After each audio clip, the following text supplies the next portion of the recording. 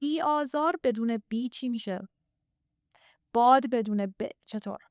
16 مهارت زبانی پیش نیاز یادگیری خواندن و نوشتن. مهارت 11 کودکان قبل از اینکه خوندن و نوشتن رو یاد بگیرن، باید به زبان شفاهی تسلط داشته باشن. یه بخشی از تسلط به زبان شفاهی اینه که من بدونم که کلمات گفتاری از صداهای مختلف یا از بخش‌های مختلفی تشکیل شده که مثلا میشه یه کارایی با اونها کرد. مثلا میشه یه صدا رو حذف کرد یا مثلا میشه یه بخش رو حذف کرد. مثلا بی آزار با حذف بی میشه آزار یا باد با حذف ب میشه عاد. این یک مهارت زبانیه که نشون دهنده آگاهی و تسلط من به ساختار زبان شفاهیه که دقیقاً همون چیزیه که پایه یادگیری خواندن و نوشتنه. اگر کودکان از این بخش‌ها و از این صداها بی اطلاع باشن و یا نتونن اونها رو حذف و اضافه بکنن، ممکنه که در خوندن و نوشتن با مشکلاتی روبرو بشن. برای ارزیابی کودکتون میتونین فرمی که لینکش توی کامنت اول هست رو پر بکنید تا راهنمایی‌های لازم رو دریافت کنید.